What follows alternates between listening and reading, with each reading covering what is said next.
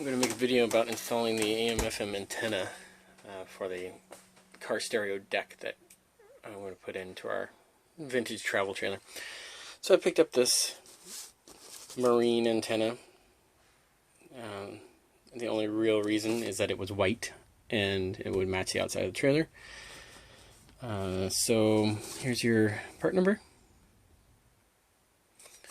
And according to the instructions, we're going to go ahead and disassemble it and get it ready for install. Drill a 7/8 hole. So the big thing to be sure of before you do anything is that it's going to fit. The wire is going to be long enough. So I'm going to come through here, drill a hole around here. I'm going to take this panel out. I've looked at all of my pictures of when we were redoing the inside of the trailer, and there's a piece of lumber here that goes at an angle, and then there's another stud coming down here, and I kind of hit it with a stud finder and determined that this would be the best place, but I'm just going to remove this panel. It's a few screws and really get in there and see what's going on.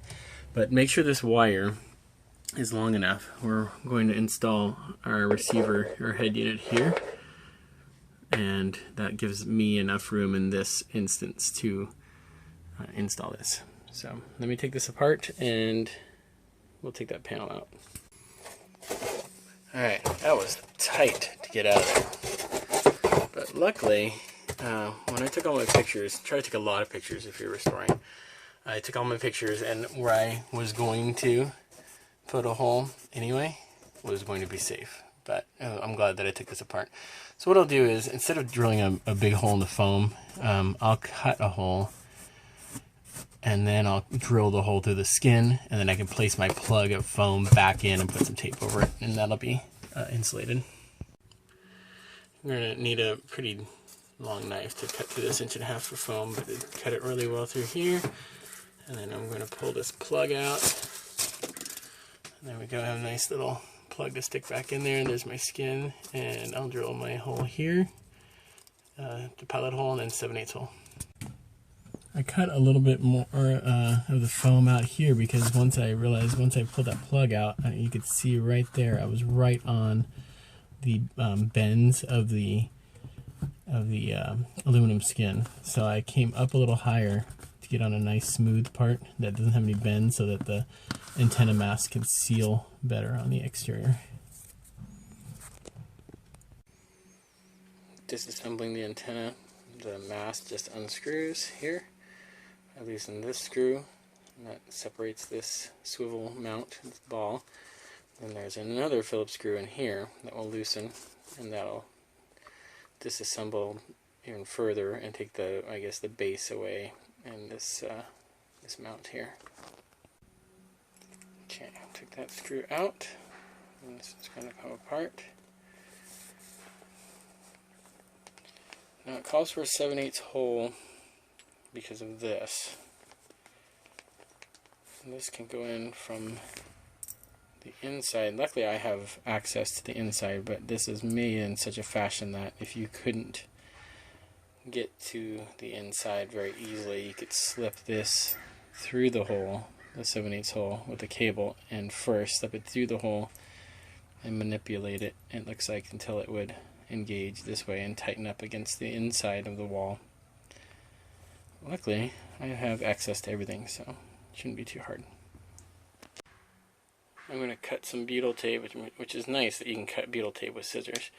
I'm going to cut this butyl tape, and then I'm put it around the outside edge of this rubber mount so that it seals against the outside of the trailer. Butyl tape installed. Stick this in the hole.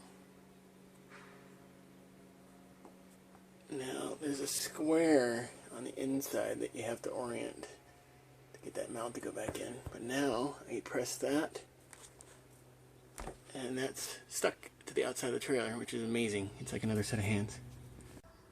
So in playing with this, I just realized that this hard plastic piece comes apart separate from that rubber.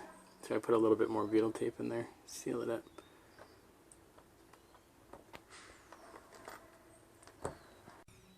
Butyl tape is so super sticky. I mean, it's good to hold things in place while you're mounting. So I put a little tiny bit there just to hold this. while I get this situated. Okay, I'm going to try to leave this sitting here while I go outside and start the screw. Alright, something I just realized is these swivel, what do you want to call them, mounts, that can't go this way because the screw can't reach the female threads that are inside here unless you rotate this way, and that makes it so that it can go into the mount further. It just seems to me that it reduces your surface area for this mount to grab, but otherwise, I guess you can get a longer bolt. Alright, let me put them in this way. So that ended up being more of a pain than I thought it was going to be. So another set of hands would probably definitely help out. But I'm going to go ahead and tighten this down. And what I decided to do is face the ball and dismount this direction so that the fastener isn't in the I guess the upwind side isn't on the upwind side. So the fastener will be here, and this is just nice and smooth. Alright, so I got that screw nice and tight, squished a lot of that butyl tape out, so I'll clean up that butyl tape, and then the rest of this adjustable ball mount will go here, and then I'll screw the antenna on. Ball mount is on. Go ahead and screw the antenna on. I'll probably grab a wrench and torque this a little bit so it doesn't go flying off. But there you go. I mean, it's sticking up a little, but it's pliable, so if it hits any trees, it might be better to be above the roof line anyway for reception. In case you're wondering, we don't have our J-rail on yet because we're still restoring and we're going to repaint. But anyway, that's all mounted there. Something I didn't think about is how far this part of the antenna sticks out on the inside. Luckily it doesn't stick out past my foam, but that could have been an issue in some other travel trailers that have thinner walls. So this is 1.5 inch foam here. So this is like right to the edge. It probably sticks out 1 3/8 inches. Let me get my foam in here. I'll seal this up with some tape and drill a hole in my panel that goes here so the wire can poke out.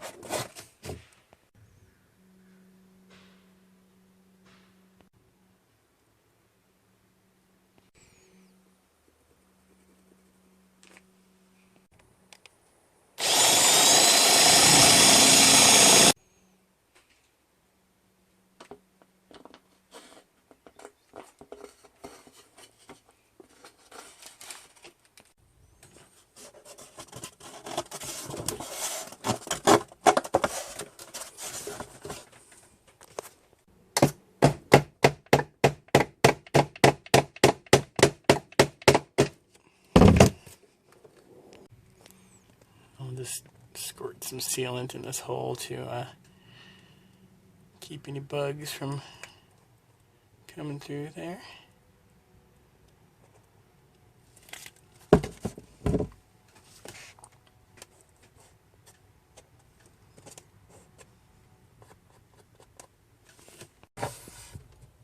Alright, well, I'll install the head unit on another video.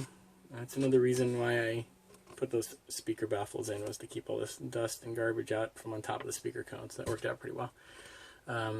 Once the head unit arrives, which it isn't here yet, I'll go ahead and install that, and that'll end up going right here. Alright, thanks for watching.